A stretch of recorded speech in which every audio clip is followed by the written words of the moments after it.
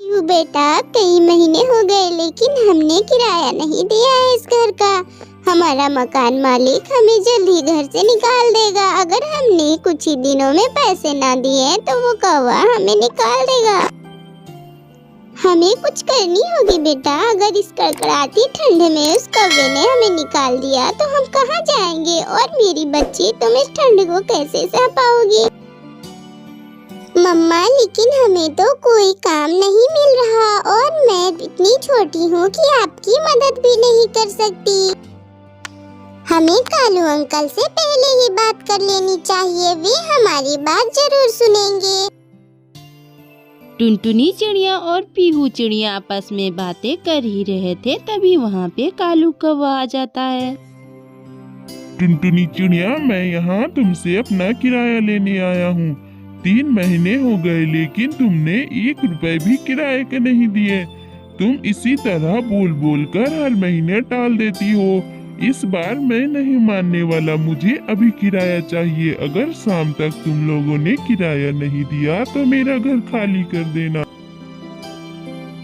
लेकिन कालू भाई, हम इस ठंड में कहाँ जाएंगे? मेरी इस छोटी बच्ची पे तो दया खाइए। इस ठंड में ये कहाँ जाएगी? ये फूल सी बच्ची इस ठंड को कैसे सहेगी? कुछ तो दया खाइए कालू भाई। मैं कुछ नहीं सुनूंगा टुनटुनी चिड़िया। तुम गरीब पक्षियों को तो रोना ही रहा रहता है। तुम गरीब पक्षियों पे तो तरस खाना ही नहीं चाहिए। मुफ्त का खाने का तुम लोगों का आदत हो जाता है। मैं कुछ नहीं जानता, तुम शाम तक किराया नहीं दे सकती तो मेरा घर खाली कर दो। ऐसा कहकर कालू कौवा वहाँ से चला जाता है। अरे कालू जी, आपने उन पक्षियों से किराया लिया कि नहीं? कई महीने हो गए लेकिन उन लोगों ने किराया दिया ही नहीं। मैं आज ही जाकर उनसे किराया मांगा, लेकिन उन लोगों ने किराया नहीं दिया। मुझे नहीं लगता कि टुनटुनी चिड़िया किराया देगी, इसलिए मैंने उसे घर खाली करने को कह दिया है। मैंने तो पहले ही कहा था कालू जी, इन गरीब पक्षियों पे दया नहीं करनी चाहिए। इन लोगों को तो मुफ्त की खाने की आदत हो जाती है। और वो सब छोड़िए, पहले ये बताइए कि आप मेरे लिए नौकरानी ढूंढ कर लाए या नहीं?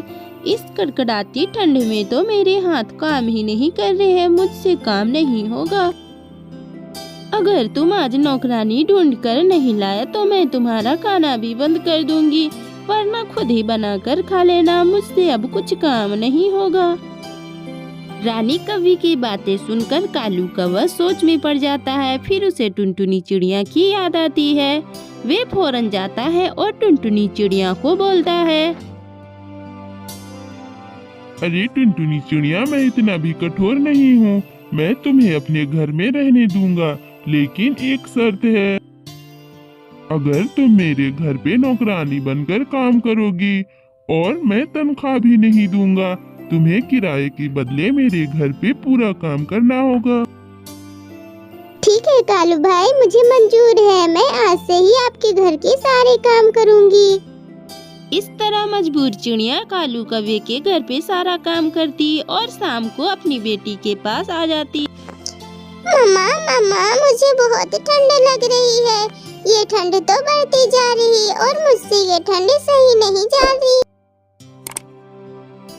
मेरी बच्ची, तुझे ये ठंड सहनी होगी। हमारे पास तो पैसे नहीं। तू जानती है कि मैं तेरे लिए गर्म कपड़े नहीं ला सकती। अगर मैं मालिक से भी पैसे मांगूं तो वो नहीं देंगे, क्योंकि उन्होंने पहले ही कह दिया था कि वो काम के बदले पैसे नहीं देंगे। माँ, आपको ये काम नहीं करना चाहिए। आप दिन भर काम करती हैं, लेकिन उसके बदले में कालू अंकल आपको कुछ नहीं देते। और आपका गरीब होने का कितना मजाक बनाते हैं। रानी आंटी से जब आप खाने को कुछ मांगते हैं तो बासी बचा खुचा खाना दे देते हैं। मम्मा, आपको मेरे लिए इतना अपमान सहने की कोई जरूरत नहीं। मैं इस घर को छोड़कर जाने के लिए तैयार हूँ। मैं ठंडे में कहीं भी रह लूंगी, लेकिन अब आपका अपमान और भी नहीं देख सकती। चले मम्मा, इस घर को छोड़कर चले। मुझे पूरा भरोसा है कहीं न कहीं हमारे रहने का जुगाड़ हो ही जाएगा, हमें रहने का कोई अच्छा स्थान मिल ही जाएगा। फिर टुनटुनी चिड़िया और पीहू चिड़िया उस घर को छोड़कर चले जाते हैं। ये वो पूरा जंगल इधर उधर घूमते रहते, लेकिन उन्हें रहने का कोई जगह नहीं मिलता। धीरे धीरे शाम होने ही वाली थी। बेटा, शाम होने को आई है और हमें रहने का कोई अच्छा ठिकाना नहीं मिला। अगर इसी तरह हम पूरी रात ठंडे में रहें तो तेरी तबीयत खराब हो सकती है। भरोसा रखे मम्मा, हमें रहने का कोई न कोई बंदोबस्त हो ही जाएगा। अभी थोड़ा वक्त है शाम होने में, तब तक हमें थोड़ा और आगे बढ़कर देखनी चाहिए।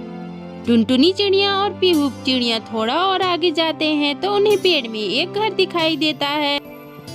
अरे बेटा देखो, वहाँ पेड़ में एक घर है। हमारे रहने का इंतजाम हो गया। चलो चलकर देखते हैं वो घर खाली है या कोई और रहता है। फिर वे घर के अंदर जाते हैं। घर पूरा खाली था, उसके अंदर कोई भी न था। इस तरह उन्हें ढूंढते ढूंढते अपने घर का रहने का ठिकाना मिल जाता है। बेसहारा पक्षी उसी घर में रहने लगते हैं और अपना जीवन खुशी खुशी गुजारने लगते हैं। एक जंगल में कालू कौवा रहा करता था। वे बहुत ही आलसी और निकम्मा कौवा था। कालू कौवा एक दिन जंगल की सैर कर रहा था, तभी उसे एक आवाज सुनाई देती है, बचाओ बचाओ बचाओ। आवाज सुनकर कालू कौवा वहाँ पे जाता है। तभी वे देखता है कि झाड़ियों के पीछे एक पक्षी फंसा हुआ है।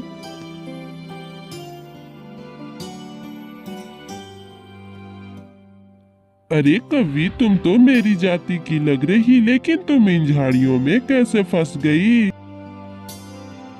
और तुम कितनी सुंदर दिख रही हो। अगर झाड़ियों में तुम्हारे पंख टूट गए तो तुम्हारी खूबसूरती भी खत्म हो जाएगी। अरे पहले मुझे बाहर तो निकालो, फिर मैं बताती हूँ कि मैं कैसे फंसी। तुम्हारा बहुत बहुत धन्यवाद, तुमने मुझे बचा लिया। मैं 2 घंटों से इस झाड़ियों में फंसी हुई थी। मैं भोजन लेने जा रही थी, तभी मेरे पंख इन झाड़ियों में फंस गई। तुम कहाँ रहती हो कवि, और तुम्हारा नाम क्या है? मेरा नाम रानी कवि है, और तुम्हारा नाम क्या है? कालू कौवा कहते हैं सब मुझे। मेरा नाम कालू कौवा है और तुम मुझे बहुत पसंद आई। तुम मुझसे शादी करोगी? कालू कौवे, मेरा इस दुनिया में कोई भी नहीं है। मैं एक अनाथ पक्षी हूँ। अगर तुम मुझसे दहेज की लालच में शादी करना सोचते हो तो ये तुम्हारी गलतफहमी है, क्योंकि मेरे पास कुछ भी नहीं है। अरे नहीं नहीं कवि, तुम इतनी सुंदर हो कि मैं तुम्हारे लिए कुछ भी कर सकता हूँ। मैं तो सिर्फ तुमसे शादी करना चाहता हूँ। रानी कौवी अनाथ थी, उसका कोई ना था, इसलिए वे कौवे से शादी करने के लिए तैयार हो जाती है। फिर कालू कौवा रानी कौवी से शादी कर टूटा फूटा और झोपड़ी के जैसा था। ये देख रानी कौवी बोलती है, अरे कालू जी, आपका घर तो बहुत पुराना लग रहा है और टूटा फूटा हुआ भी है। क्या आपके पास पैसे नहीं कि इन्हें मरम्मत करवाएं? आपने तो मुझसे कहा था कि आप बहुत ही अमीर और बहुत मेहनती कौवे हैं। अरे कवि, मैंने तो वो सब तुम्हें अपने जाल में फंसाने के लिए कहा था। अब तुम आ गई और ये घर देख रही तो इसे ही हकीकत समझो। ये सब मैंने जो भी कहा वो सब झूठ था। मुझे काम वाम करना बिल्कुल पसंद नहीं। मैं किसी के लिए भी भोजन नहीं लाता। मैं तो खुद ही दूसरों का भोजन चुरा चुरा कर खाता हूँ। मुझे अपने लिए काम करना बिल्कुल पसंद नहीं था। घर की साफ सफाई कभी कभी करने पड़ते थे, इसलिए मैंने सोचा अगर मैं शादी कर लूंगा तो मुझे इन सब कामों से छुटकारा मिल जाएगा। तुम्हें देखा तो मुझे ख्याल आ गया, इसलिए मैं तुम्हें शादी कर अपने घर ले आया। अब आज से सारा काम तुम करोगी और मेरे लिए भोजन भी लाने जाया करोगी, क्योंकि अब तुम्हारे पास कोई रास्ता नहीं है। इस दुनिया में तुम्हारा कोई नहीं और मुझसे पीछा छुड़ा नहीं सकती। रानी कौवी ये सब सुनकर बहुत ज्यादा सदमे में हो जाती है। उसे कुछ समझ नहीं आ रहा था कि आगे वे क्या करे, किससे अपनी दिल की बात जाकर कहे, क्योंकि इस जंगल में वे किसी को जानती भी नहीं थी। अब रानी कौवी चुपचाप कालू कौवे का अत्याचार सहती और सारा काम भी किया करती थी। एक दिन रानी कौवी की तबीयत थोड़ी खराब हो जाती है। वे सुबह सोई ही रहती है। अरे महारानी, तुम अभी तक सोई हो? तो घर का काम कौन करेगा? जल्दी उठो और मेरे लिए भोजन लेकर आओ, मुझे बहुत जोरों की भूख लगी है। अरे कालू जी, आज मेरी तबीयत कुछ ठीक नहीं लग रही। मैं आज कुछ भी नहीं कर पाऊंगी और ना ही भोजन ला पाऊंगी। कामचोर, मैंने तुझे यहाँ आराम करने के लिए नहीं लाया। अगर तुझसे काम नहीं होता तो अभी मेरे घर से निकल जा और दोबारा अपना मुंह उठाकर यहाँ कभी मत आना। कालू कौवा रानी कौवी को घर से निकाल देता है। अब रानी कौवी को समझ नहीं आ रहा था कि वे कहाँ जाए, क्योंकि इस पूरे जंगल में उसका कोई नहीं था। रानी कौवी उड़ती उड़ती जाकर एक पेड़ पे बैठी थी। वह एक सेब का पेड़ था। वहाँ बैठकर रानी कौवी रोने लगती है। रानी कौवी को रोता देख पेड़ को दया आ जाता है और वे रानी कौवी से पूछने लगता है, अरे कौवी, तुम क्यों रो रही हो? तुम्हारी क्या समस्या है? अगर तुम मुझसे कहोगी तो मैं तुम्हारी कुछ मदद कर दूं। फिर रानी कौवी अपनी सारी बात पेड़ को बता देती है। अरे बेटा, ये तो तुम्हारे साथ बहुत गलत हुआ। तुम दुखी न हो बेटा, मैं भी यहाँ अकेली पड़ी अच्छा नहीं लगता मुझे। तुम मेरे साथ यहीं रहो, मेरे फलों को तोड़ो और खा लो। उससे तुम जो इच्छा मांगोगी वो पूरी कर देंगे। यह एक जादुई फल है। फिर रानी कौवी उस फल को तोड़कर खाती है और अपने लिए एक अच्छा सा घर मांगती है। इस तरह पेड़ और कौवा एक दूसरे की ख्याल रखते और खुश